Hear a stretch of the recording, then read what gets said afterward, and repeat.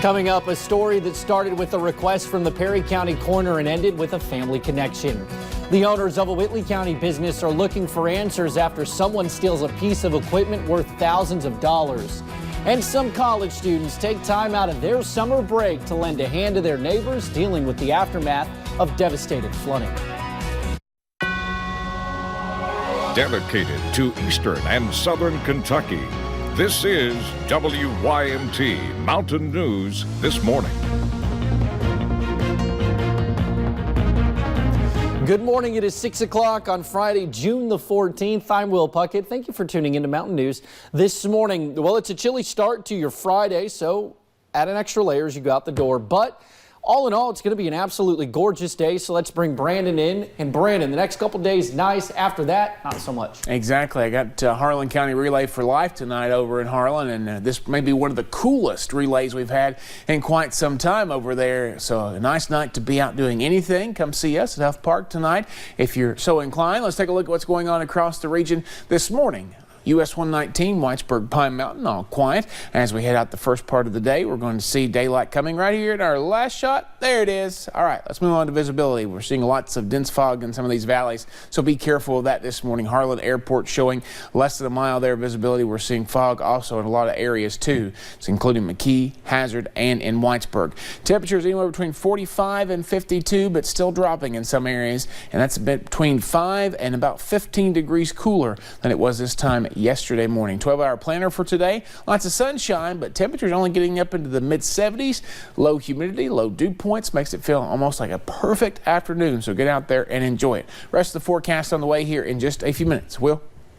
All righty, Brandon, thank you.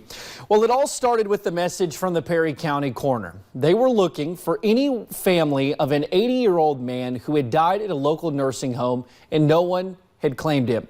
Thanks to the power of social media, WYMT's Connor James was able to bring this story to a bittersweet ending with the family reunited. In death, we're often provided resolution, a finality of sorts. But without a resolution, there is no end. He deserves to be reunited with them, or some of them, if that's possible. That was the plea made by Deputy Coroner Ashley Combs for 80-year-old Richard Fluke. This photo, the only reminder of who he was after he died Tuesday. Days of searching yielded no answers until a man in Michigan saw a Facebook post from here in the mountains. My son texted me and said, "Dad, do we know a Richard Fluke?"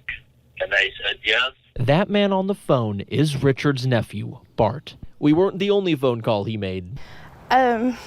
Honestly, I had tears in my eyes. He called Ashley too. Can't explain it. Bart and his family believed Uncle Dick, as they called him, had been dead for years. They were sad they could not be with him in his final days, but they find peace in the company he did have. He was surrounded by people that enjoyed him, and that he was smart and had a great memory, and everyone just loved him. And I said, so not all bad in the end. He lives in Michigan and is talking with his family about what comes next. We can tell you this, though. Richard was, in fact, a veteran. He spent time overseas, and if all goes as planned, We'll be able to bury him at the government cemetery, what he deserves. this story We want happy endings like this to happen more often. will have resolution. Again, that was our phenomenal Connor James reporting. Funeral arrangements are being planned right now. If all goes as planned, Richard Fluke will be buried honorably in a veterans cemetery. Well, in other news this morning, the Clay County Sheriff's Office is cracking down on several thefts in the area, including some they feel are connected to drug-related matters. Deputies arrested Dylan Collins, who had stolen items from Clay County Recycling, tucked under a tarp on a trailer just off Highway 11. The day before, police got the call that someone's car was stolen from their yard. The car was later found burned on Jarvis Branch. Deputies say crimes like this is usually a result of expensive habits like drug addiction. Police want to remind travelers to never advertise when you leave, and if you do, ask police for extra patrols. They're taking away from people, hardworking people. I mean, and there's jobs for everyone. To help investigate drug-related crimes, Clay County deputies do plan to welcome a new canine member to their team. They need to help raise money to purchase a cage, though. Temperature gauge and release systems to accommodate Ghost's needs as he rides along on calls. To donate, call 606-598-3471. Meanwhile, a farm supply business in Whitley County had a trailer stolen, valued at several $1,000s. WYMT's Hannah Reynolds talked to the owners of Pruitt's Farm Supply, who say it will hit them hard if they have to replace it. Pruitt's Farm Supply is a small family-owned business. The store depends on their local farmers to meet ends meet. Anything to do with farming, we pretty much have it. So, and if you have a good year, you do pretty good. If you have a bad year, then you're hurting. Dean Pruitt says he has lived on Angel Road since 1979. Pruitt opened the farm supply in 1996, and he says the quiet area has not caused him many issues over the years. I've had like laid feed out for somebody that's going to be late, and I've had that stolen before. But all that changed on Tuesday. Two of the men were standing on the dock outside of the store and noticed one of their trailers missing. Started calling a few family members and stuff because we like to borrow each other's stuff because that's what we do, and nobody had it, and that's when I realized that somebody stole it. Now the hunt is on to find the culprits. Owners fear having to increase security is going to put them in the hole another couple $1,000s. This is in addition to replacing the trailer, which could total upwards of nearly $4,000. You don't put money back for replacing stolen stuff, so it's pretty bad, but we'll just have to work through it. Hoping to find their trailer soon. In Whitley County, WYMT's Hannah Reynolds. Owners say if anyone has any information to contact the Whitley County Sheriff's Department. A generous donor in Williamsburg has helped K-9 units at the police department get protective gear. Police say the donor realized how much work the K-9 units were going through and wanted to help out any way they could. Among the products they purchased were first aid kits, a vest and cooling packs for high temperatures, and bullet and stab resistant vests. Police say they appreciate the help with the needed equipment that their budget would allow them to purchase themselves. Dogs get shot in the line of duty, they get stabbed in the line of duty, they get hit by vehicles, they die from heat exhaustion. So it's a big deal. Police say the gear costs close to $3,000. A medical helicopter made an emergency landing at the industrial park in Pikeville yesterday afternoon. Officials tell us the pilot reported a mechanical or technical issue. The chopper did land safely. The patient inside was taken by ambulance to Pikeville Medical Center. Well, giving back to those who lost so much. That's what a group of Lincoln Memorial University students did for their neighbors in Campbell County yesterday. Brittany Tarwater takes us to La Follette as they continue to clean up from last week's flooding. I think the rain came in just like a matter of a couple hours, so they had like no warning that it was coming or anything. Nearly 1 week later, and everything that was inside these La Follette apartments sits ruined in the parking lot. Families that not necessarily had a lot to begin with, and then now everything they did have is pretty much gone. Toys, clothes, and furniture pulled from homes. Just makes you sad. You know, these kids lost some of their childhood. Giant dumpsters taking no more than 10 minutes to fill.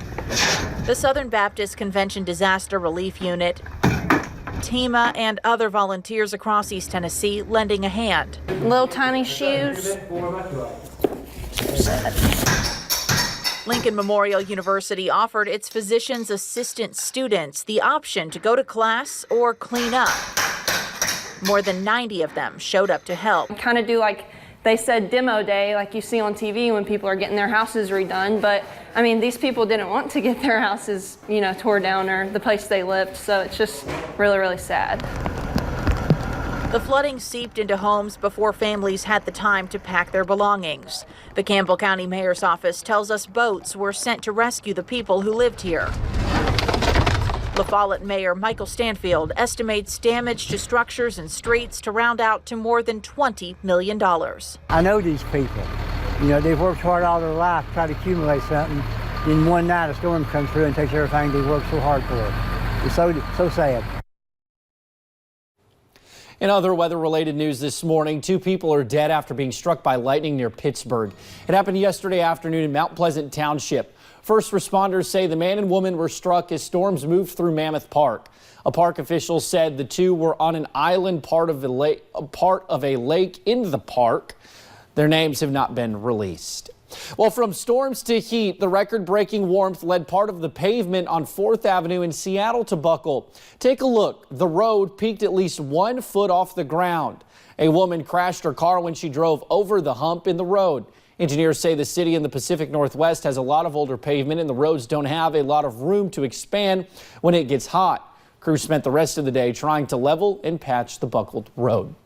A thick haze covered the sky in New Delhi Wednesday evening as a massive dust storm blanketed the nation's capital. Twitter user Devanshu Jain shared this video of the clouded sky, where visibility was minimal through the moving clouds of dust.